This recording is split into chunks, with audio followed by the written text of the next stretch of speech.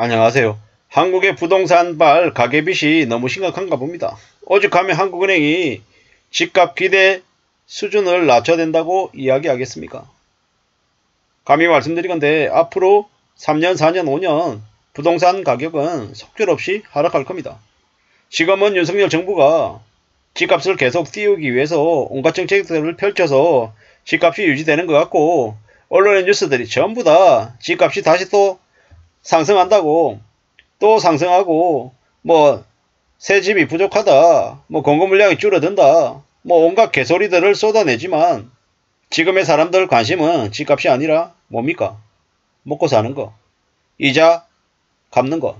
그게 점점 더 우리네 삶을 쪼아들고 있기 때문에 더 그러한 부분에 대한 관심으로 옮겨가고 있습니다. 한국은행은 사실상 지금 현재 대한민국의 경제를 파멸로 몰고 온 원형 중에 하나 한 것이죠. 왜냐? 지금의 한국은행 기준금리가 3.5%입니다. 미국은 5.5인데요. 지금 미국은 6.0%를 넘긴다라는 이야기가 파다합니다. 그러면 어떻게 됩니까? 미국이 6.0 가면 한국 꼬작 0.25% 올리고 구국의 결단을 한 것처럼 3.75로 어쩔 수 없다는 개소리 하면서 그렇게 지내면 어떻게 되겠습니까? 한국 경제 그냥 하락하는 거죠. 2024년에 국가 신용등급 하락 우려도 있고 한국의 경제 성장률도 마이너스가 될 가능성도 매우 큽니다. 왜냐? 지금의 대한민국 윤석열 정부 아래에서 경제를 책임지고 있는 이들이 제대로 된 일을 하는 놈들이 없습니다. 사실상 대기업 재벌들, 족벌가들 옆에 딱 달라붙어가지고 그들에게 콩고물 떨어지는 것 받으려고 딸랑딸랑거리는 강아지 마냥 지금 일하는 척만 하고 있는 놈들이죠. 금융원장, 그 대단하고 그 롯데카드, LG카드를 구조조정한 고승범 사단을 다 몰아내고 제대로 된 일할 수 있는 경제관료를 몰아내고 이상한 놈, 저기 업계의 이해관계자 놈들을 박아놨죠. 도둑놈을 박아놓으니까 도둑놈이 일을 하겠습니까?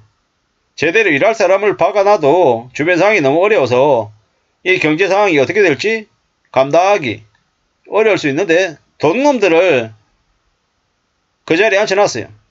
도둑놈들이 일하겠습니까? 일하지 않고 자기 해먹을 궁리하고 자기 어떻게 좀 더 크게 해쳐먹을까 수작질을 하고 있는 게 지금이죠. 그런 놈들을 금융수장들로 앉혀놨어요. 그래놓고 한국 경제가 나아지길 바라면 그게 비정상인 거죠. 지금의 윤석열, 윤대지 아래에는 전부 다 쓰레기 같은 놈들, 해쳐먹을 놈들, 그런 놈들만 앉아있어요. 보수 중에서도 제대로 일할 놈들은 하나도 없고, 그러다 보니까 더 개판이죠. 그런 와중에 한국은행이 저렇게 집값 기대 낮춰야 된다고 얘기하는 건 어쩌면 큰 용기가 필요할지도 모릅니다. 윤대지가 저 한국은행에 누구야? 그 걔 저 수사에 털어 잡아넣어 이러면 어떡하려고요?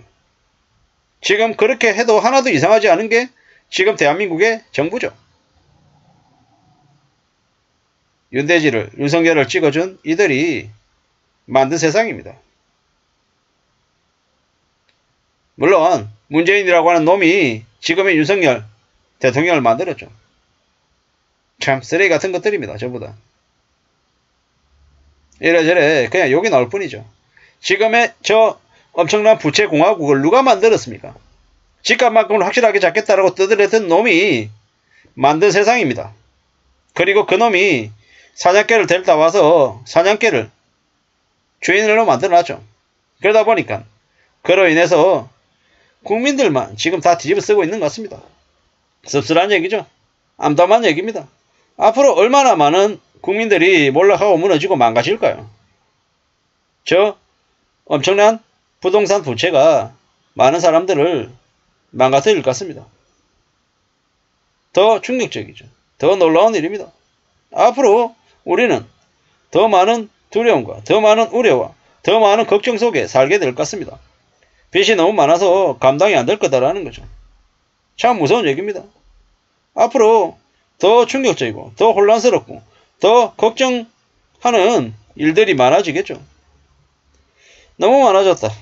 너무 저런 부동산 거품들이 서민들을 지옥으로 끌고 갔다라고 생각합니다. 너무한 거죠. 저렇게 너무 과도하게 빚내게 만들었어요. 너무 심했습니다. 너무너무 심했습니다. 앞으로 얼마나 많은 사람들이 저 빚의 노예가 돼가지고 지하로 또 지하로 추락하겠습니까? 그들에게 저 부동산은 뭡니까? 종교였습니다. 종교. 참 어처구니 없고 참 암담하고 참 답답할 노릇이죠. 앞으로는요.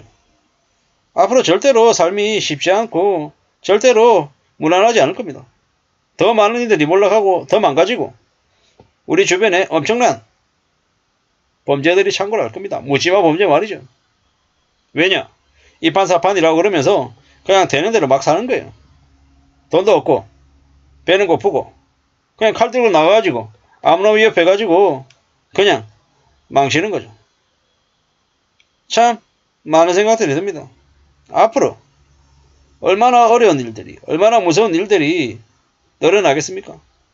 잘 생각하고 잘 따져보고 더 조심하면서 살아야 됩니다. 안 그러면 답이 없다라는 겁니다. 참 무서운 얘기, 참 우려스러운 얘기입니다. 절대로 괜찮지 않은 게 지금입니다. 빚이 너무 심하다라는 거죠. 2023년 하반기 들어서도 지금도 집값 올라간다고 연거래 해가지고 집 사야 된다라고 떠들어대고 있습니다. 제정신이 아닌 거죠. 미친 겁니다. 개막장입니다. 개막장. 이러다 보면 어떻게 되겠습니까? 개병신 되는 거죠. 빚낸 사람들은 엉망입니다. 엉망. 참 암담하고 답답하고 황당합니다. 절대로 빚을 쉽게 생각하면 안 됩니다. 만만하면 안 된다는 거죠. 만만하게 빚 내면은 인생 끝장납니다. 지금 그러면 안 됩니다. 참 무섭고 우려스럽고 염려스럽습니다. 절대로 쉽지 않은 그런 생각들입니다. 누가 뭐라 그래도 삶은 잘 챙겨야 됩니다. 쉽지 않습니다. 참 마음을 단단하게 먹어야 될 것 같습니다.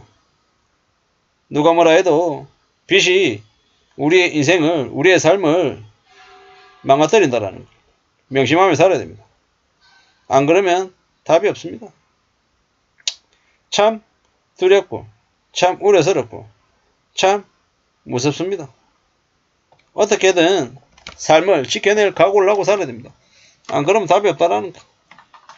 아무도 우리의 삶을 그냥 엄마 아빠처럼 챙겨주지 않는다라는 겁니다. 부동산발 가계빚이 한국 경제를 망가뜨린다라는 건 안 봐도 뻔한 사실입니다. 가계대출 증가. 이제는 이 의미 없습니다. 뭐 제대로 된 정책을 펼치지 않는 정부가 있는 한 대한민국의 부동산발 가계부채 폭탄은 터질 수밖에 없다라고 생각합니다. 이상입니다.